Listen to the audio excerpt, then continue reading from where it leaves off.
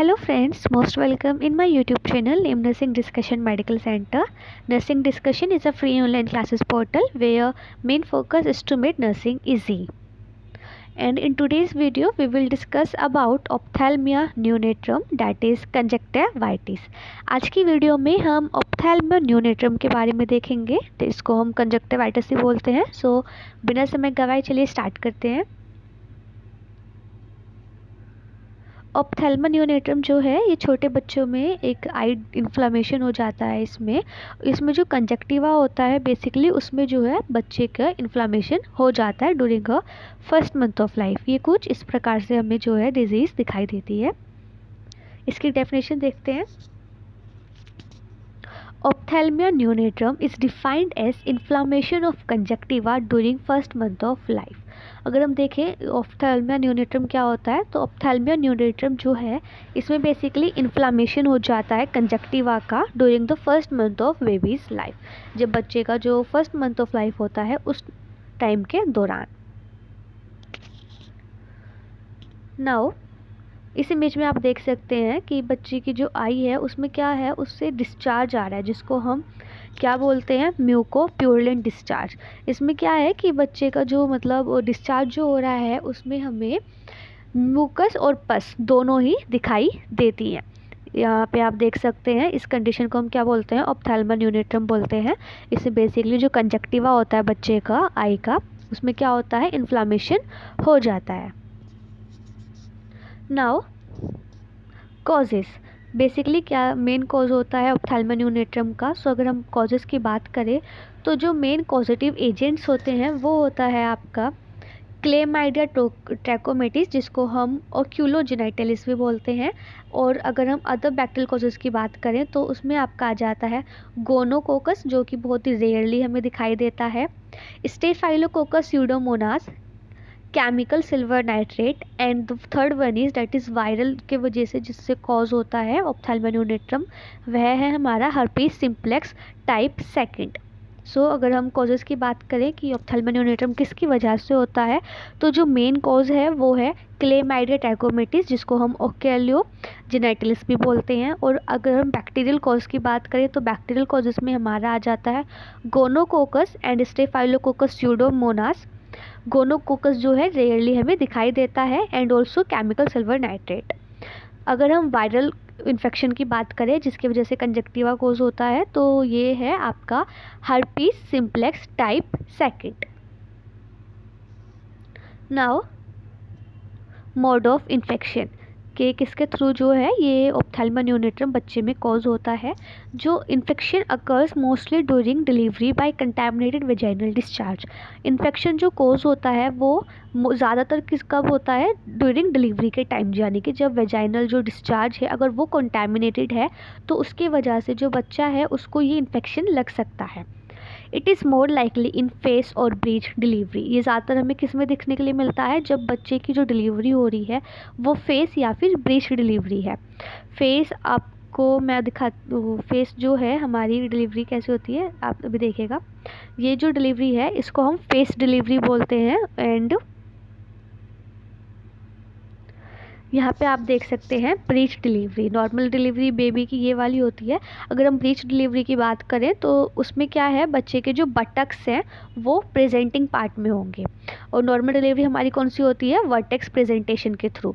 लेकिन breach delivery में क्या होगा कि बच्चे के जो बटक्स हैं उसके थ्रू जो है डिलीवरी होगी. Now during neonatal period there may be direct contamination from other sites of infection or by chemical. neonatal period के दौरान जो कंटेमिनेशन है वो किस डायरेक्ट भी हो सकता है इन्फेक्शन मतलब साइट से, या फिर केमिकल के दौरान भी जो है मतलब जब ड्यूरिंग डिलीवरी अगर किसी भी प्रकार के जो इंस्ट्रूमेंट्स यूज़ हो रहे हैं अगर उसमें कोई प्रकार का केमिकल लगा है या फिर वो जो है प्रॉपर मतलब वहाँ पे एसेप्टिक टेक्निक का यूज़ नहीं हो रहा तो उस वजह से भी जो बच्चा है उसको जो है इन्फेक्शन लग सकता है. नाउ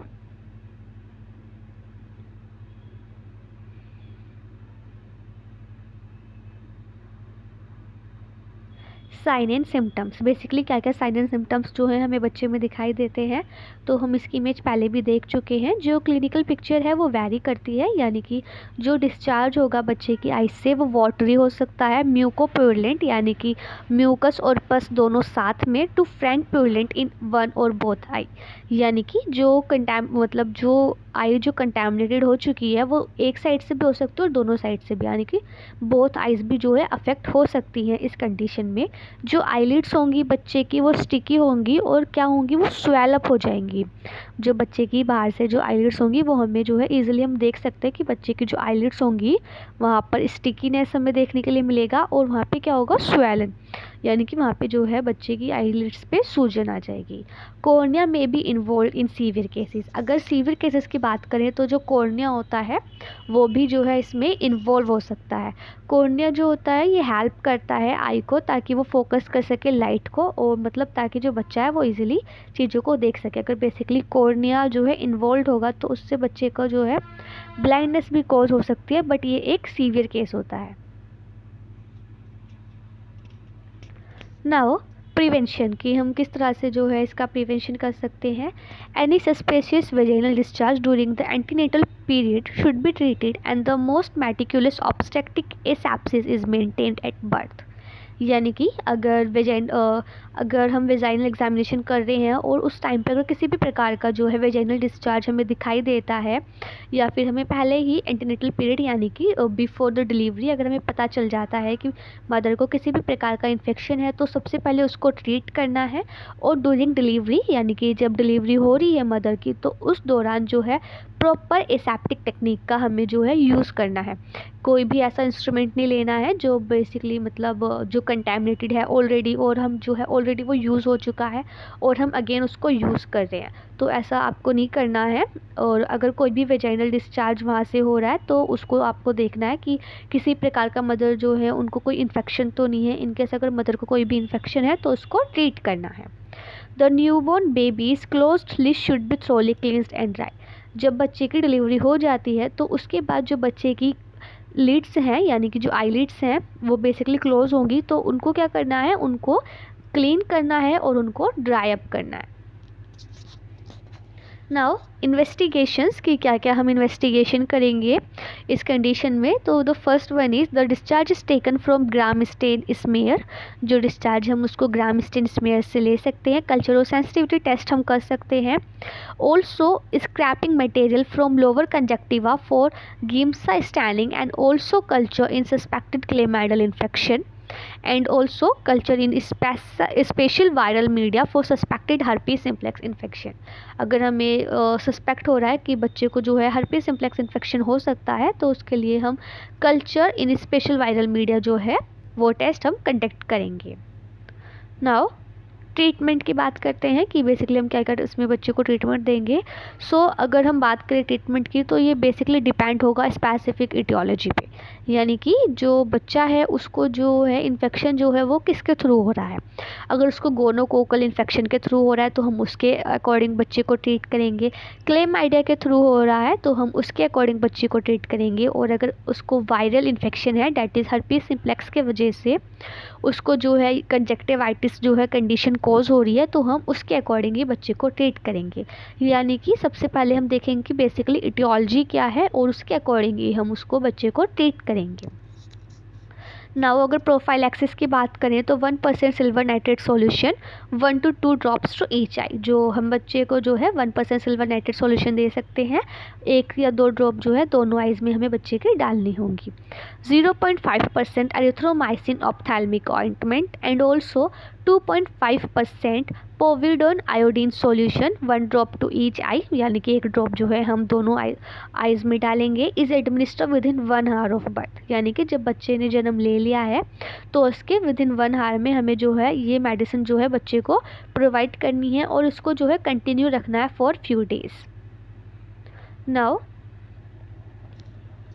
और जैसे कि मैंने आपको बताया था कि जो ट्रीटमेंट होगा वो डिपेंड होगा स्पेसिफिक इटियोलॉजी पे।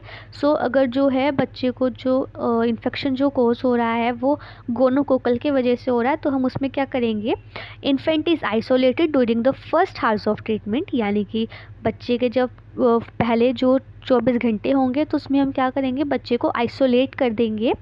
जो आइज़ होंगी उनको हम इरीगेट करेंगे विद स्टेराइल आइसोटोनिक सेलाइन, यानी कि जो स्टेराइल आइसोटोनिक सेलाइन है उससे बच्चे के आइज़ को इरीगेट किया जाएगा every 1 to 2 hours until clear, यानी कि हर 1 से 2 घंटे में हम जो है बच्चे की जो आइज़ हैं उनको इरीगेट करेंगे। किसकी मदद से करेंगे, स्टेराइल आइसोटोनिक सेलाइन की मदद से करेंगे। और इन severe and culture positive cases systemic ceftriaxone that is 25 to 50 mg per kg IV या फिर IM हम जो है बच्चे को प्रोवाइड कर सकते हैं। इसके अलावा सेफेटोक्सामाइन 100 mg पर kg IV या फिर हम IM बच्चे को जो है गिवन कर सकते हैं। Single dose in infant without dissemination और for 7 days when there is dissemination is usually given. Now chlamydia, in case अगर बच्चे को जो है क्लेमाइडिया इन्फेक्शन है तो उसमें हम क्या करेंगे, erythromycin suspension 4 mg per kg daily orally divided into 4 doses for 14 days is given to prevent systemic infection. Topical treatment alone is ineffective. अगर हम बात करें टॉपिकल ट्रीटमेंट की तो अगर हम उसको अकेले ही कंटिन्यू रखेंगे तो वो ज़्यादातर इनइफेक्टिव रहता है, इसीलिए हम जो है erythromycin suspension that is 40 mg per kg जो है हम बच्चे को ओरली दे सकते हैं इन 4 days फॉर 14 days, मतलब कि 4 डोज में हमें बच्चे को जो है 14 दिन तक ये देना है, ताकि अगर कोई भी सिस्टमिक इन्फेक्शन है उसको हम बच्चे में प्रिवेंट कर सकें। Now in case of herpes simplex, अगर बच्चे को हर्पीज सिम्प्लेक्स वायरस के वजह से ऑप्थेल्मिया न्यूनेट्रम दैट इज़ कंजक्टिवाइटिस कोज हो रहा है, तो उसमें हम क्या करेंगे, इसमें भी सेम जो बच्चा है हम उसको आइसोलेट कर देंगे। सिस्टेमिक थेरेपी विद एकाइक्लोविड that is 20 mg per kg every 8 hours for 2 weeks is given IV। जो बच्चा है उसको हम एकाइक्लोविड जो है IV देंगे, 2 हफ्ते तक देंगे, 20 mg देंगे पर kg इन एवरी 8 hours।